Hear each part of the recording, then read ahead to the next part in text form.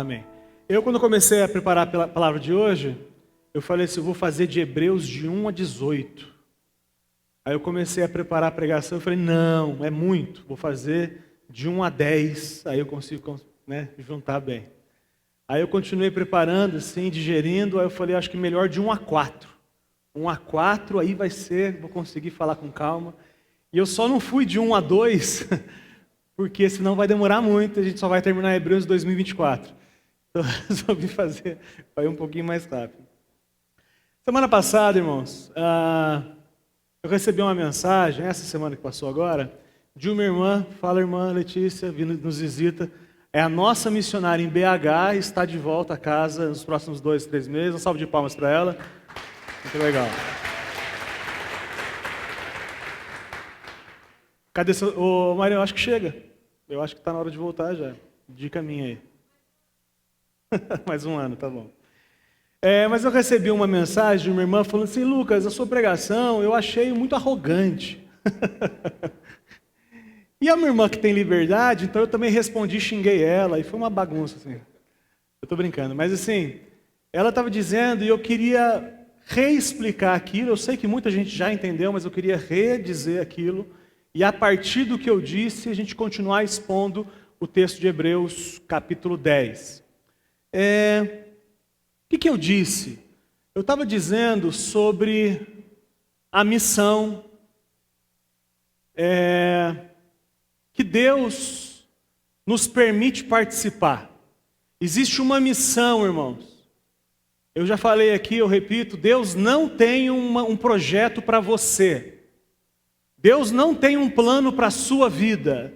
Deus tem você para o plano dele. O projeto é todo dele, a glória é toda dele, e aí ele usa a gente, mas se a gente também não se render a esse projeto, ele vai usar outro. Então, para a gente, o que nos sobra é a honra de ser usado por Deus no projeto que ele vai realizar independente da gente. Diga amém. Amém. Mas o que eu disse, eu creio nisso, é que quando a gente crê, não é opcional, a gente se transforma num sacerdote de Deus. É isso que a Bíblia ensinou, isso que a gente tem compartilhado no livro de Hebreus. E o que é ser sacerdote? É ser, entre aspas, trazer as bênçãos de Deus ao povo. O povo é o mundo. Então nós somos sacerdotes do mundo, diga amém. O meu desespero na pregação, semana passada, foi que quando você, colocado por Deus sobre algumas pessoas, quando Deus mostra para você, quando as pessoas que te cercam são as ovelhas que Deus te deu para cuidar, deixa eu melhorar, as pessoas que te procuram com uma palavra, as pessoas que trabalham com você, as pessoas que cruzam com você no Facebook, todo mundo que se faz próximo a você, ou melhor, que você se faz próximo a elas, Deus está dando você como pastor na vida delas. E eu disse que se isso é verdade, e é verdade, que é o que a Bíblia ensina, você sim é pastor, não um título pastor, que isso é uma bobagem. Você tem a função de cuidar, de pastorear das pessoas que chegam até você. E que você vai em direção a elas também. Diga amém. E o que é pastorear essas pessoas?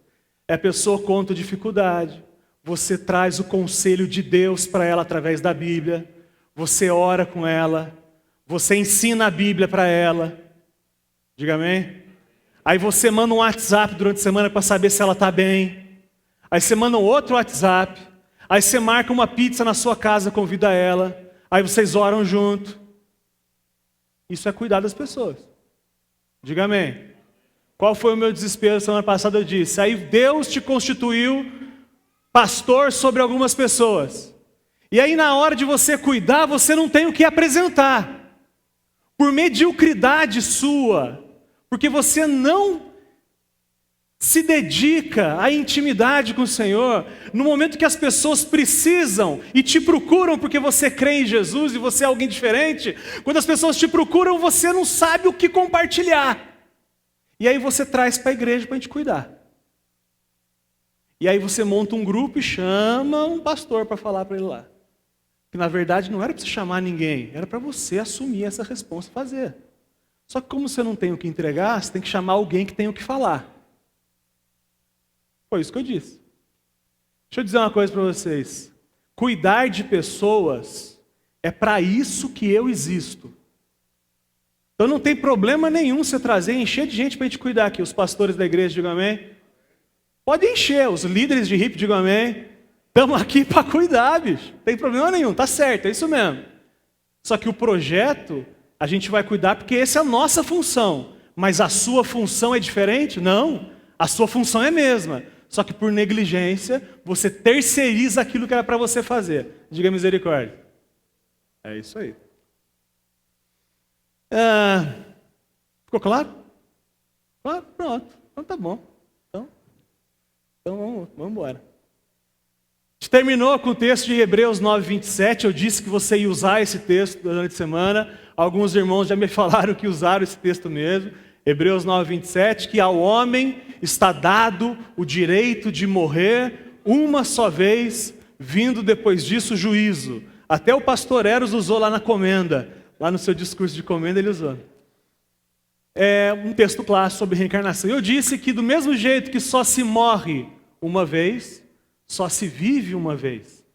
E como o nosso jeito de viver deve ser o jeito que Jesus viveu, como é que Jesus viveu a vida que ele tinha, que ele teve? Entregando a sua vida pelos outros.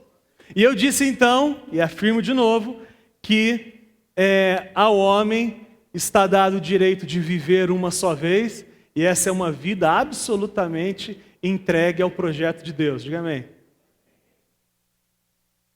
É para falar, para entregar? Só um parênteses aqui. Nós, do Evangelho Simples, entregamos o nosso caneca ao pastor Eros de comendador do Evangelho. Uma salva de palmas, pastor Eros.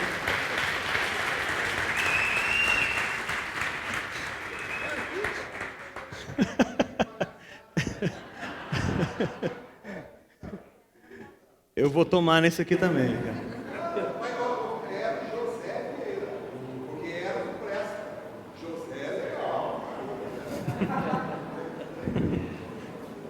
Então essa é a vida que Deus nos concedeu para viver. Uma vida do jeito de Jesus. Uma vida entregue à vontade do Pai, onde o caminho final é a cruz. O caminho final da nossa vida é a morte completa do nosso eu. Quando a gente estiver completamente morto o nosso eu, quem estará completamente vivendo é quem? Cristo. Amém, irmãos? É disso que o Evangelho fala. O evangélico é muito chato, a religião é muito chata, mas o Evangelho ele fala de Cristo vivendo em nós. Diga amém, irmãos. É isso. Dá para entender. Pronto, a gente supera. Vamos junto nessa. Hebreus 10, de 1 e 2, para a gente ler inicialmente. Vamos lá. Hebreus 10, né? Esse é Hebreus 11. Hebreus 10. A lei traz apenas uma sombra dos benefícios que hão de vir, e não a realidade dos mesmos. Por isso, ela nunca consegue, mediante os mesmos sacrifícios, repetidos ano após ano, aperfeiçoar os que se aproximam para adorar. Se pudesse fazê-lo, não deixariam de ser oferecidos, pois os adoradores, tendo sido purificados uma vez por todas, não mais se sentiriam culpados de seus pecados. Contudo, esses sacrifícios são uma recordação anual dos pecados, pois é impossível que o sangue de touros e bodes tire pecados. Amém. Irmãos, vamos entender junto hoje isso aqui. Presta atenção, foca em mim, presta atenção. A questão do texto, a tensão do texto, que se Deus der graça a gente vai sair daqui entendendo, a reflexão é, onde é a sua adoração? Você que adora, não tem jeito, a Bíblia fala que alguma coisa a gente adora sempre, o nosso coração é um coração adorador. Então, aonde você adora? Onde? Eu escrevi certo. Onde você adora? Você adora num tabernáculo terreno ou você adora num tabernáculo celestial? Para quem não estava aqui, eu vou explicar de novo. No Velho Testamento tinha um tabernáculo que era uma maquete em tamanho grande, tinha 50 metros por 20 metros, mais ou menos, arredondando. Essa maquete grandona, ela era uma maquete do tabernáculo nos céus. Então, tudo que acontecia no tabernáculo era uma sombra do que aconteceria na realidade. Então, para quem não teve nunca aqui, eu preciso falar isso rapidinho. Por exemplo, os sacrifícios que aconteciam no tabernáculo, eles estavam, na verdade, ensinando a gente do sacrifício de Jesus que aconteceria. Tudo o que acontecia no tabernáculo, no sacrifício de animais e blá, blá, blá, que a gente já conversou, tudo isso apontava para o tabernáculo celestial, esse que Jesus entrou. Então a pergunta é sobre a adoração do texto. Ou a gente adora no tabernáculo terreno, ou a gente adora no tabernáculo celestial, lá no tabernáculo nos céus.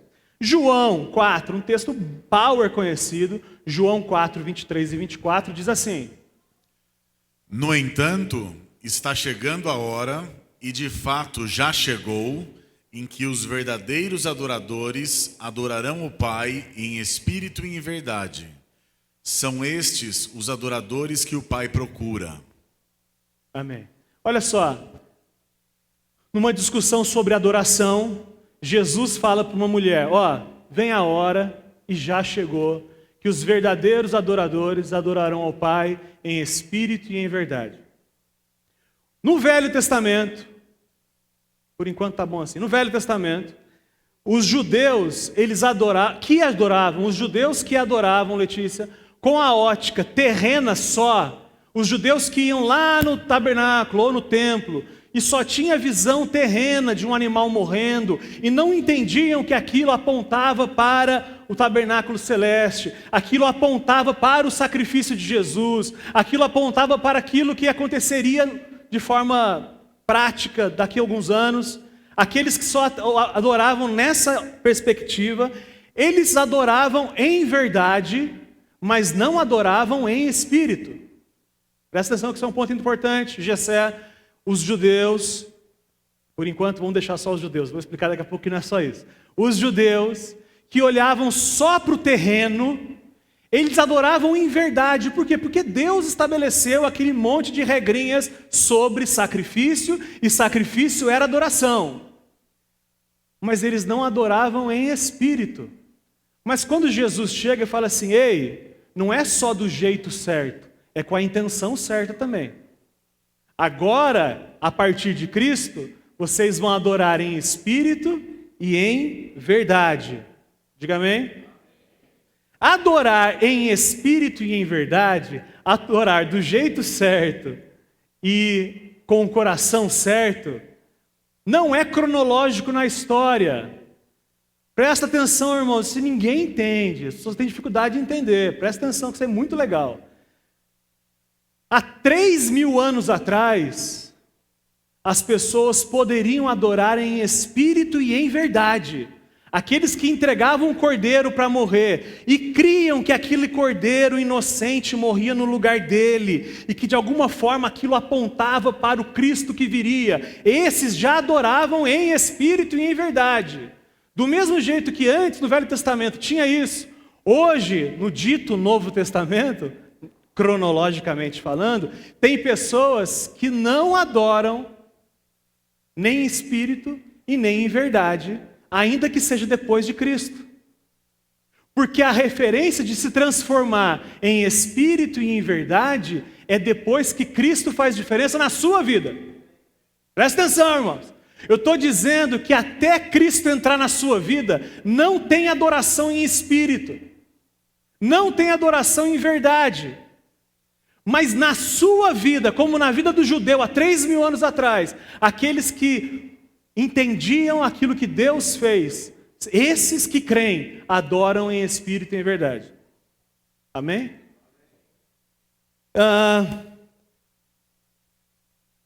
O pior, né? Porque hoje em dia tem quem adora em carne e em mentira, né?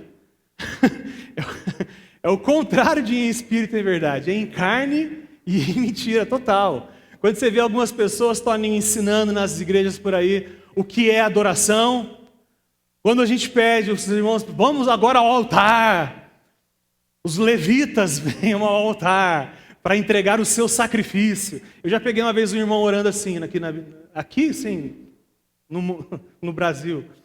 Senhor, estamos agora limpando as cinzas do altar. Eu falei, da onde esse irmão está tirando isso, cara?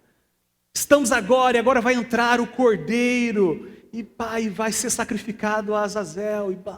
E tem a ver isso, igrejas usando quipá, tudo isso não tem nada a ver com a verdade do Evangelho. Então hoje, além de não adorarem em espírito e verdade, adoram em carne e em mentira. Jesus falou isso em Mateus 15, 7. Leia, por favor. Hipócritas, bem profetizou Isaías acerca de vocês, dizendo: este povo me honra com os lábios, mas o seu coração está longe de mim. Em vão. Em vão me adoram, seus ensinamentos não passam de regras ensinadas por homens. Entende que não é a verdade? Porque a verdade era o tabernáculo no Velho Testamento. Agora não tem nada a ver com isso, agora é ensino de homens. E aí a galera vem e coloca um fardo que Jesus não colocou, e aí não tem adoração nenhuma, e aí o que tem é música. Aliás, é outra atenção que eu te falar daqui a pouco. Se eu falo adoração para você, o que vem na sua cabeça, irmãos? Você colocar no Google adoração, Google Imagens, instrumentão, coloca Google Imagens. É gente de olho fechado, mão levantada, é gente de joelho. Isso é adoração? Será? Será que é só isso? Sabe qual é o erro de adoração? Quem é evangélico há muito tempo que confunde muito isso. A gente acha que adoração é alguma coisa que a gente entrega para Deus. A gente só tem o que entregar para Deus quando Ele nos entrega primeiro. Eu estou dizendo para você que a adoração nasce em Deus e é para Deus. Romanos 11:36 não precisa ler. Dele, por Ele e para Ele. Dele, pela capacidade que Ele dá, é por Ele e é para a glória dEle. A adoração, então, Deus não aceita nada naturalmente seu.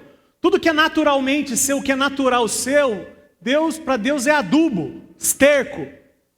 Para não dizer nada mais pesado que isso. Mas, naquilo que Ele nos transforma, naquilo que Ele nos dá, nós podemos devolver para Ele em adoração. Diga amém.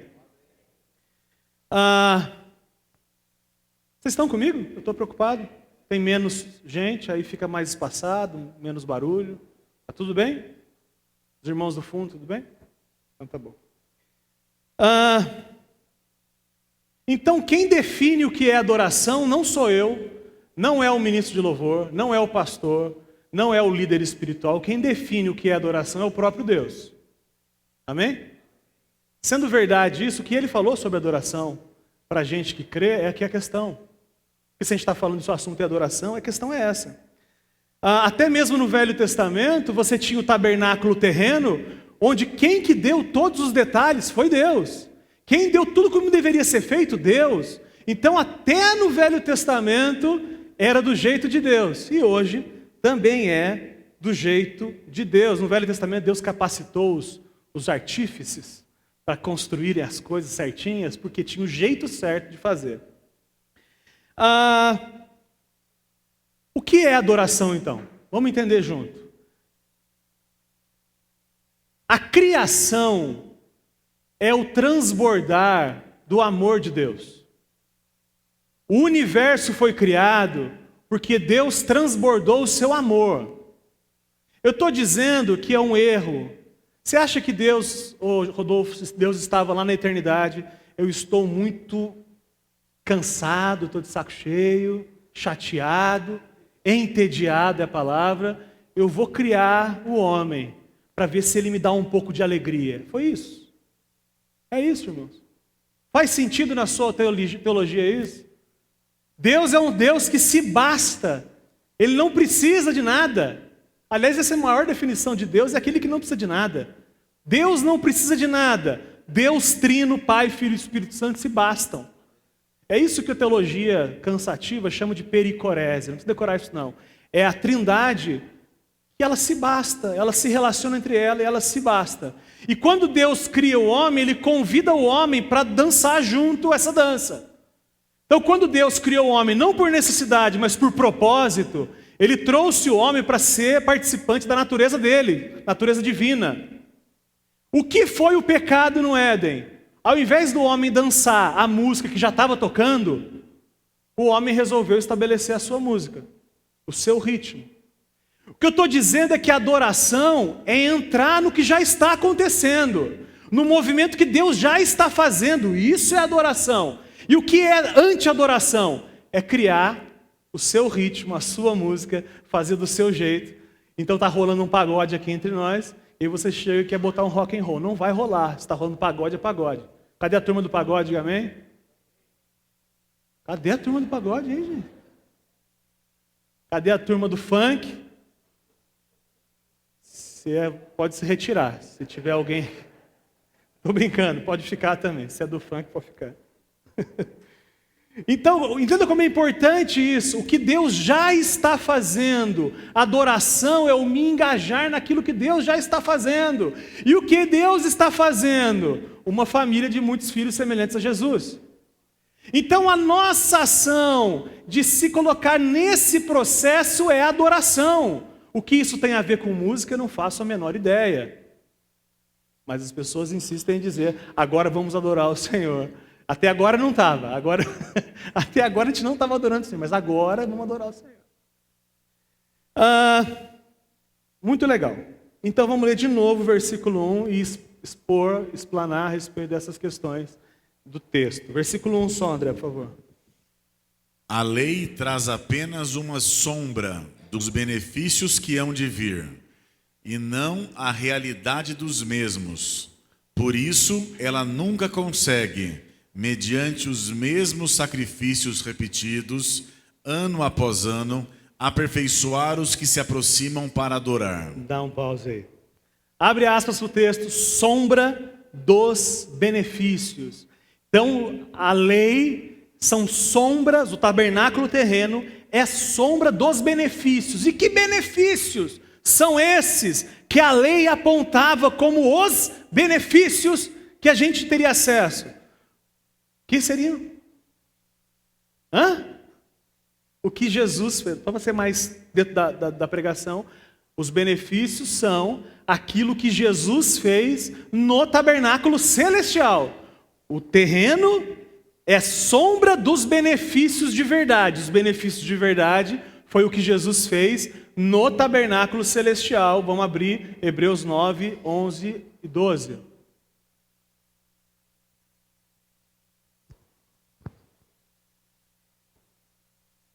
Quando Cristo veio como sumo sacerdote dos benefícios agora presentes... Dá um pause aí. Quando Cristo veio como sumo sacerdote dos benefícios agora presentes...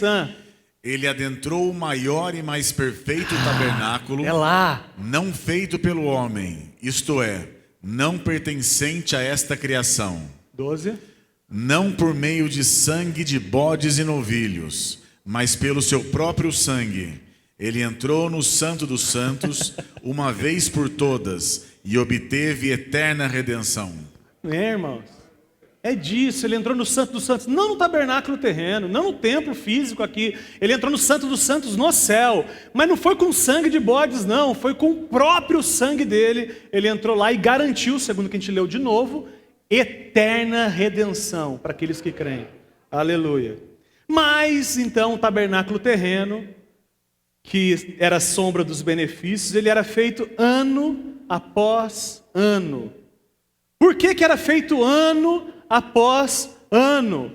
Porque o adorador que ia adorar levando sua oferta no tabernáculo, o adorador, no ano seguinte, ele voltava igual. Um ano se passou desde o sacrifício que ele fez no tabernáculo terreno. Quando ele volta depois de um ano, ele está igual, as mesmas lutas, os mesmos pecados, porque esse tabernáculo aqui não aperfeiçoa ninguém. Aliás, traz isso para você. Quando a gente volta a tratar do assunto, mostra que não foi superado para você ainda. Quando você tem um problema que vem repetidas vezes, de ano após ano, mas no nosso caso, dia após dia, alguns até hora após hora, quando isso volta sempre para você, isso mostra que ainda não está na cruz o seu problema, o seu pecado. Diga misericórdia. Porque se estivesse na cruz, já teria sido tratado por Jesus. Você já estaria se sentindo perdoado disso. Porque o sangue de Jesus ele é eficaz para isso. Diga amém. Mas não. Não está na cruz. E porque não está na cruz, ano após ano, segundo a referência do texto, mas para a gente, hora após hora, dia após dia, vem martelar isso no nosso coração. Mas o texto fala que... Leia, abre por favor, Renan. Ele fala de aperfeiçoar. Por favor. O final do versículo. Por isso ele nunca consegue, mediante os mesmos sacrifícios repetidos ano após ano, aperfeiçoar os que se aproximam para adorar. Irmãos, foquem em mim aqui. O que é aperfeiçoar? Melhorar. Para ficar mais parecido com o comendador Eros. Sim ou não? Não. Com quem? Com Jesus, graças a Deus. Então, o aperfeiçoamento que o Espírito nos traz é o processo de ser transformado ao caráter de Jesus. Diga amém.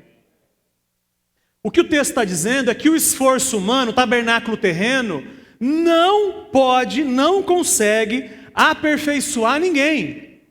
Na sua força, cabeção, você não consegue melhorar.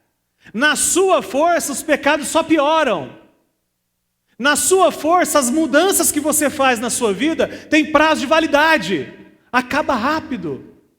Na sua força, no tabernáculo, se a sua adoração é no tabernáculo terreno, você está igual. Desde que você disse que chegou no Evangelho, você está igual. Olha a sua vida e as lutas são as mesmas.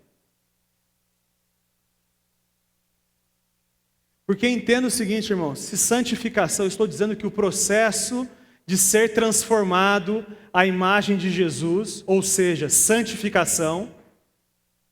Quem aqui crê em Jesus, diga amém.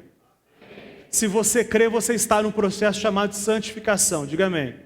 Todos os dias você tem sido transformado à imagem de Jesus. Diga amém. Isso é adoração. Adoração é ser transformado em gente como a gente, em gente como Jesus. Isso é adoração. Porque lembra que adoração, então, se é ser transformado à imagem de Jesus, não é só não fazer o errado, mas é fazer o que é certo. Irmãos, os pecados cabeludos já deveriam estar sendo exorcizados das nossas vidas. Então, cada vez menos pecado na nossa vida, diga amém, e cada vez mais atitudes coerentes com as de Jesus. E que atitudes são essas? Morrer. Morrer. Pelo irmão, morrer o seu ego, morrer o seu desejo, morrer o seu eu, para que Cristo habite em você. Isso é adoração. Então, adoração em espírito é o aperfeiçoamento, que é santificação. A gente adora Jesus? Você adora Jesus? Diga sim ou sim. Salmo, não precisa abrir não, Salmo 115, 8, diz que a gente se torna parecido com aquilo que a gente adora. A gente se torna parecido com aquilo que a gente adora. Então esse processo de santificação é sinérgico. Eu adoro a Jesus e Ele me transforma, e Ele me transforma, eu o adoro, e eu adoro, Ele me transforma, e Ele me transforma, e isso é adoração a Ele. Diga amém. Então mudança de vida, cabeção. Daí, se não mudar de vida, se daqui a um ano você for igual ao que você está agora, você não está na cruz, irmão. Ou tem transformação, ou não tem evangelho. Olha um versículo lindo, 2 Coríntios 3,18, que mostra isso, por favor. E todos nós, que com a face descoberta contemplamos a glória do Senhor, segundo a sua imagem, estamos sendo transformados com glória, cada vez maior, a qual vem do Senhor, que é o Espírito. Contemplando a glória, nós somos transformados. Contemplando quem Deus é, quem Jesus é, nós somos transformados à imagem dele. Ele nos transforma e isso é adoração a ele. E como a gente o adora, a gente é mais transformado. E a transformação gera adoração a ele. E a gente está num ciclo delícia para sempre, amém? Bom, vai ter um dia que isso vai acabar, porque aí vai, de uma vez por todas, a gente vai ser transformado. Vocês estão ligados que está chegando aí, você está sabendo? Não? Se não for de forma cronológica no tempo, para a gente também, a gente não deve demorar muito tempo para morrer, não. Diga amém? Amém. É isso. Velhice. Os velhos, digam amém? Bom, ainda no versículo 1 de Hebreus, eu queria expor de você o seguinte.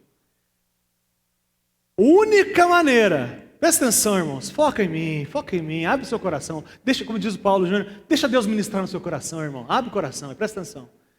Consciência limpa dos pecados só é possível através do sangue de Cristo. Diga amém. O inocente que morreu no meu lugar, pagou o meu pecado, pagou a minha dívida. Eu não preciso ter consciência, não faz mais sentido eu ter uma consciência pesada, porque eu já não devo nada, porque Jesus já pagou. Então é o sangue derramado na cruz que garante a minha consciência leve. Diga amém. Amém. E o que é o sangue de Cristo? O sangue de Cristo é a justiça de Deus sendo cumprida. Então a justiça de Deus e não do homem, a justiça de Deus sendo cumprida. O sangue de Cristo é igual à justiça de Deus. Reconhecer então, presta atenção, reconhecer que Deus fez o que não poderíamos fazer é a justiça dele. Porque se é a nossa, cabeção, presta atenção, se é a nossa justiça, é a gente fazendo para ser salvo. Como é a justiça de Deus, é ele fazendo o que nós não poderíamos fazer. Amém? Isso é a justiça de Deus e não a nossa justiça. Reconhecer que Deus fez o que nós não poderíamos fazer é adoração. Ou seja, ter a consciência limpa é um ato de adoração a Deus. Você entendeu, irmãos? Está lutando contra esse pecado seu aí, ó, com a consciência pesada, porque você está no tabernáculo terreno. A hora que você descobriu o tabernáculo celestial, a consciência é limpa, porque isso é um ato de adoração a Deus.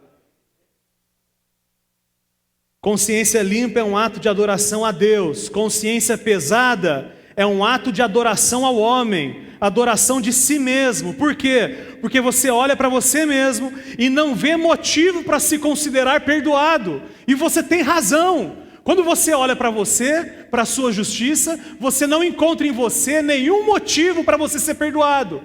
Mas quando você abandona a justiça própria e confia na justiça que vem de Deus, aí você encontra todos o necessário para que você esteja perdoado, porque é Ele que fez e não você. Isso é adoração. Então a pergunta, como é que está a sua consciência, irmão? Como é que está a sua consciência na prática? Deixa eu abrir um parênteses aqui para dizer uma coisa importante. Não confunda consciência pesada com constrangimento do Espírito para que a gente abandone pecados. Você entendeu isso? Ficou confuso? Pastor, você entendeu? Não confunda consciência pesada, que se resolve com o sangue de Jesus na cruz, com o Espírito Santo te incomodando para você mudar aquilo na sua vida. Eu estou dizendo que se o Espírito Santo está te incomodando, isso não é consciência pesada, isso é uma consciência transformada pelo Evangelho. Se você acha assim, eu vou continuar fazendo e vou buscar ter a consciência limpa, você está confiando em você de novo e não no Senhor. Eu estou dizendo para você, cabeção, que se você está sendo confrontado pelo Espírito sobre pecados que você tem que abandonar, abandone. Pare de esse discurso de que está tudo bem por causa da graça. A gente é acusado disso, inclusive. O pessoal aí da graça. Aliás, isso não é novidade no nosso meio, não. O pastor Eros, há 20 anos atrás, já era acusado da cadeira de balanço, né? A gente fez uma cadeirinha. Eu fazia as cadeiras de balanço. Ok? Só para... Lembra disso, Lala? Mentira. Vou fazer uma para você. Fazia cadeiras de balanço com pregador de roupa. Você me traga pregadores de madeira, eu te faço uma cadeira de balanço. Vou cobrar uns R$50 porque vai dar trabalho. A gente fez um monte de cadeira, meu pai mandou eu fazer, a gente distribuiu para a igreja inteira cadeiras de balanço. Descansa naquilo que Jesus fez. Aí o pessoal começou, aquela igreja lá da porta larga, aquele pessoal lá da cadeira de balanço. Irmão, por favor. Gessé, você falava isso, né, Gessé? Eu te conheço, Gessé. Irmão, você nunca terá paz, nunca estará em paz sobre um pecado, a não ser que você seja um cínico não convertido. Se você está pecando e está em paz, você é um cínico não convertido. Se o Espírito já te mostrou que é uma atitude incoerente, e você diz, não tem problema eu fazer porque a graça me garante, você é um cínico não convertido. Arrependa-se, volte a praticar as primeiras obras. Diga misericórdia, irmãos. É isso aí. Se você, repetindo, porque o comandante, não, nunca mais falarei, mas o comandante pediu para eu repetir. Comendador. Não, mas eu pensei que a gente fosse agora te chamar de comendador, não é? Pastor Eros disse, eu vou repetir, você nunca estará em paz sob um pecado, a não ser que você seja um cínico não convertido. Se você não é convertido, um cínico que não é convertido, até, tá no nosso meio, levanta a mão, às vezes até chora, porque a música é bonita, mas choraria em Jota Quest também. Tem nada a ver com a mensagem. Chorar, arrepiou.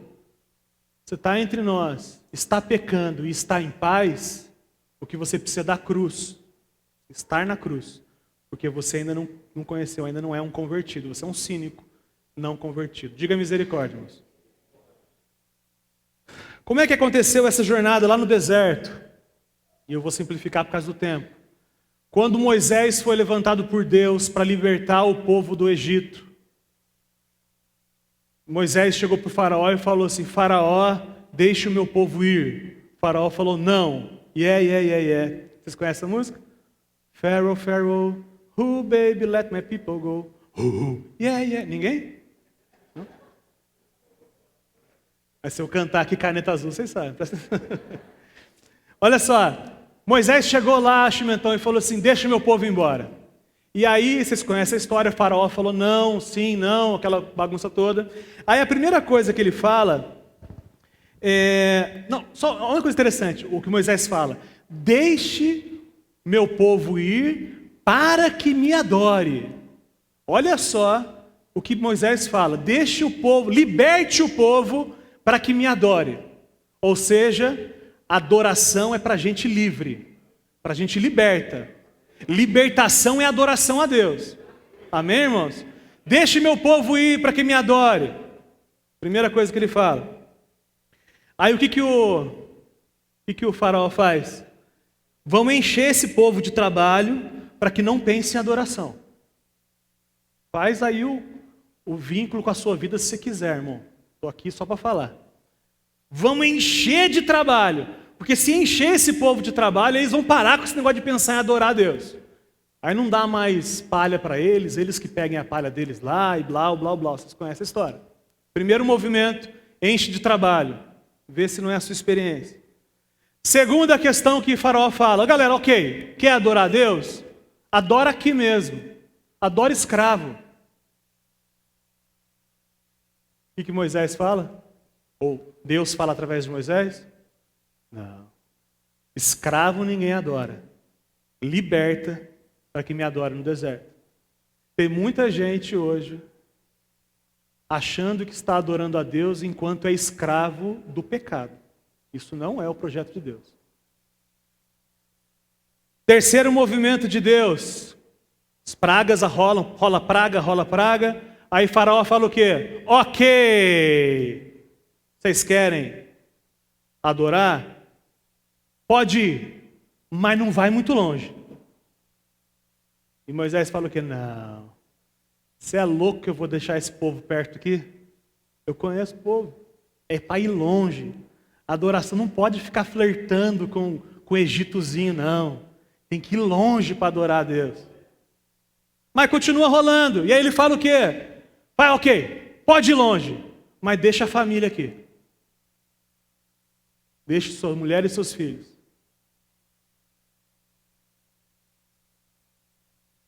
Daqui a pouco eu falo sobre isso.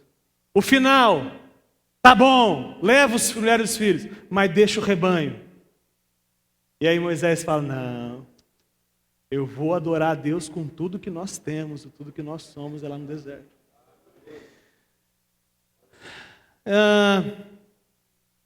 Esse é o movimento do diabo, mesmo, do engano do mundo, que é, você pode adorar a Deus sendo escravo do pecado? Não pode. Você pode adorar a Deus flertando com o pecado? Não pode. Você pode adorar a Deus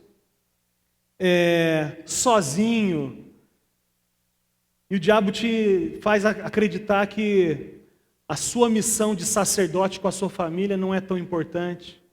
O que vale mesmo é os outros, a sua família não. E entenda a família da fé, inclusive, porque Deus te constituiu para transmitir essa mensagem para outras pessoas. Família de sangue e família da fé, amém? Romper totalmente com o que não agrada a Deus, se distanciar daquilo que pode te atrair novamente, demonstrar e transmitir para a família e entregar a Deus tudo o que nós temos, isso é adoração a Deus. Queria que vocês entendessem isso, irmãos. Todo esse movimento é adoração a Deus. Romper com o pecado é adoração a Deus. Quando você luta com o pecado, você está adorando a Deus. Quando você não só não peca mais, mas se afasta, se o seu olho te faz pecar, arranca o olho para que você, tendo os dois olhos, não vá para o inferno, que Jesus ensina. Isso é adoração a Deus, ou seja, mudar de emprego até se for necessário, trocar de namorada se for necessário. Isso é adoração a Deus. O que mais? Transmitir para a família de sangue e da fé aquilo que Deus ministrou no seu coração, isso também é adoração a Deus. O hippie, irmãos, quando você compartilha, isso é adoração a Deus. Quando você entrega tudo que você tem, quando você oferta, inclusive financeiramente, esse é um assunto que a gente fala muito pouco, mas sim, nós podemos adorar a Deus com os nossos bens também, inclusive. Isso sim é um ato de adoração a Deus, mas a nossa saúde também ser entregue é um ato de adoração a Deus. Diga amém, irmãos. Tudo então que te escraviza é anti-adoração. Tudo que te escraviza é anti-adoração. Versículo 2, André. Se pudesse fazê-lo, não deixariam de ser oferecidos, pois os adoradores, tendo sido purificados uma vez por todas, não mais se sentiriam culpados de seus pecados. Contudo, esses sacrifícios são uma recordação anual dos pecados. Termine. Pois é impossível que o sangue de touros e bodes tire pecados. Se fosse eficaz esse tabernáculo aqui, o esforço próprio, a sua religião, o seu evangelicalismo, o seu espiritismo, se fosse eficaz, não deixaria de ser prestado esse culto? Você participou de uma campanha uma vez, não tinha resolvido a sua vida? Por que você tem que fazer a campanha de novo? Você que participou de campanha, você que participou de encontros com Deus, você é maior... Deixa eu me acalmar, né? Deixa eu me acalmar. Estou bem. Ó. Qual é a canalice, irmãos? Eu faço você acreditar que porque você participou de uma campanha, de um final de semana, e chorou muito, é fácil de fazer chorar, irmão. Eu boto uma música repetitiva aqui, e eu fico falando para você, agora vamos lembrar daquele momento que dói. Começa. Aquilo que você estava sozinho, e você vai, eu vou te levando um mantra, e o pessoal cantando atrás, me ama ele. Desculpa, a música é boa. Mas aquela música repetida 144 vezes é cansativa, ok? Deixa no mantra uma música, e aí você vai sendo constrangido e chorando, e aí termina aquele evento, você é levado na frente para você dar o seu testemunho. E aí ele diz assim, eu era gay, agora não sou mais. Graças a Deus. Deus pode fazer isso? Amém, pode fazer isso. Mas vamos entender o processo. Aí ele vai lá, não sou mais, agora sou hétero. Havia um homenzinho gay, canta a musiquinha. Um dia, Jesus heterossexualizou. Aí rolou tudo lá. Uma semana depois ele saiu, presta atenção, irmão, ele saiu com a falsa ideia de que ele foi curado. 5 dias depois, ele é tentado de novo, naquela área que ele deu testemunho que ele foi curado. Só que como ele deu um testemunho na frente da igreja, ele não pode mais procurar ninguém da igreja para tratar daquele pecado. E aí aquilo que fica na sombra, o diabo vai esmagando o cara, e vai esmagando o cara. E eu dei a falsa ilusão de que o cara foi curado por um passe de mágica, um pó de pirilipimpim, uma oração poderosa.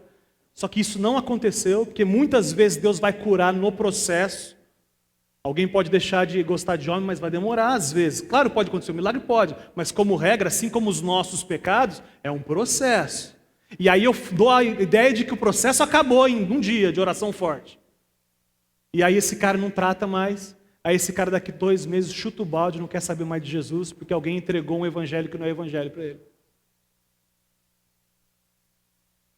Se funcionasse, não deixariam de ser oferecidos? É o que o texto falou. Se esses sacrifícios, essas liturgias, se esse tabernáculo terreno funcionasse, não deixariam de ser oferecidos? Se você se sente culpado, você ainda não está prestando culto, você ainda está prestando culto no tabernáculo terreno, na sua força. Se você cresce no sangue, já não deveria estar com a consciência leve. É gente que quer batizar de novo porque pecou. Não é o caso da Miriam, fica em paz. Alguém pecou e aí quer batizar de novo. Eu não entendo. O sangue de Jesus deixou de ser eficaz, eu preciso rebatizar, aí Cristo precisa ser crucificado de novo? Essa é a lógica que o texto traz. Versículo 3, André. Contudo, esses sacrifícios são uma recordação anual dos pecados. Só o 3. Contudo, esses... Perdão? Ele leu 3. Mas é o 3 mesmo. Contudo, esses sacrifícios são uma recordação anual dos pecados. Contudo, é o que ele está dizendo. Ou seja, sem Jesus não é assim. Contudo, não pode funcionar. Viver no esforço humano é viver sendo esmagado pela culpa. Contudo, esses sacrifícios são uma recordação constante. Você que traz à memória o tempo todo o erro que você fez no passado, ainda não foi para o tabernáculo celestial, se ainda está no seu esforço próprio. Essa autoflagelação sua, esse engano que te impede de seguir em frente, você está aplicando sacrifícios a si mesmo, como se você não tivesse o direito de viver novamente a vida abundante que o sangue garante.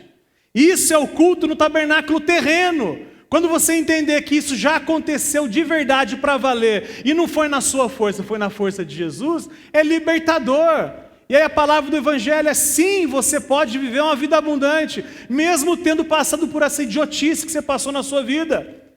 Se alguém está em Cristo, nova criatura é, as coisas velhas já passaram, tudo se fez novo. Chega de mimimi, chega, até quando você vai ficar lambendo ferida?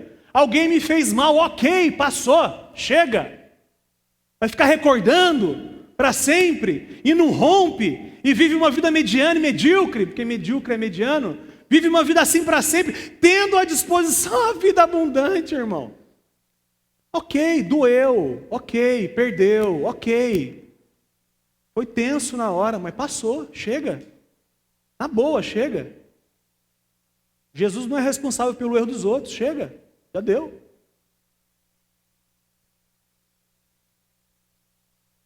Versículo 4. Pois é impossível que o sangue de touros e bodes tire pecados. Pois é impossível que sangue de touros e bodes tire pecados. E o pastor Eros, se fosse o escritor de Hebreus, diria: é impossível que sangue de touros, bodes e burros perdoe pecados.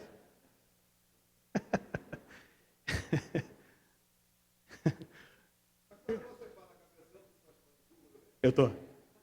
Mas é que é mais moderno, né? Não, mas é que está embaixo. É impossível que sangue de touros, bodes e burros perdoe pecados. Por quê? Porque o seu sangue não resolve. Se você morrer, você morre pelo seu próprio pecado. Só é possível a salvação em Jesus porque Jesus é inocente de tudo, ele é perfeito. E o sangue dele perdoa pecados. O nosso, não. Então entenda, irmãos, para a gente encerrar e orar. Entender o que você é e quem Deus é. Presta atenção. Entender o que você é e quem Deus é. O que Deus fez e faz e que você não consegue fazer. Sem entender isso, você não adora a Deus. Você adora a Deus quando você é confrontado com o que você é e é revelado para você quem Deus é. Não existe nada a ser feito a não ser adorar ao Senhor. Essa é a experiência dos irmãos na Bíblia e na nossa experiência também. Pesca milagrosa, Pedro é confrontado com o esforço humano dele de pescar a noite inteira e Jesus mandando jogar a rede.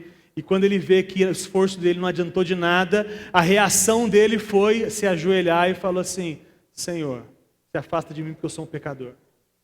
Quando Tomé chega, incrédulo, confiando nele, na incapacidade dele de crer, e Jesus transforma a dúvida de Tomé em culto. Porque a dúvida de Tomé, no momento que Tomé é confrontado por Jesus, o que Tomé faz?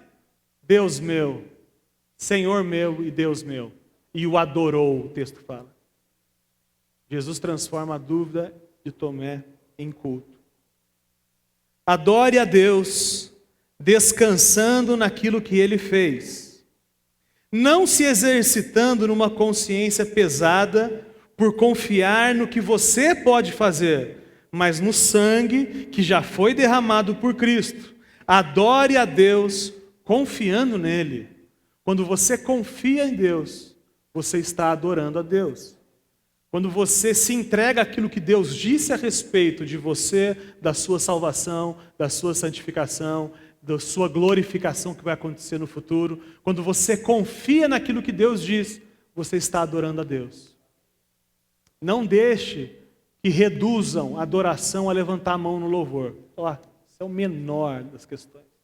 Adoração é esse ato de ser transformado à imagem de Jesus, abandonando pecados, se engajando naquilo que Ele está fazendo, ensinando os outros isso tudo que está acontecendo com você. Isso é adoração a Deus. Que essa seja uma igreja que adora a Deus. Mesmo. E que a gente, quando falarem sobre nós, falem sobre ser um povo rendido a Jesus. Fala, pastor. Adoração, em última análise, é obedecer aquilo que Deus disse e se revelou para a gente.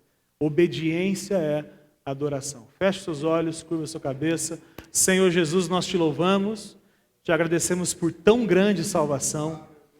Pedimos para que essa revelação da sua palavra faça sentido no coração de todos nós, gere frutos no nosso coração, que a gente comece a perceber que adoração é abandonar a gente e ser o Senhor, manifestar o Senhor, isso é adoração. Manifestar Cristo em nós, essa é a adoração que o Senhor quer. Gente caminhando por aí sendo Cristo. Nos ajude nisso, nos ajude a abandonar a nossa incoerência, Pai, mesmo. E que a gente, caminhando junto, consiga ajudar uns aos outros nessa mesma jornada, para a sua glória, em nome de Jesus. Amém.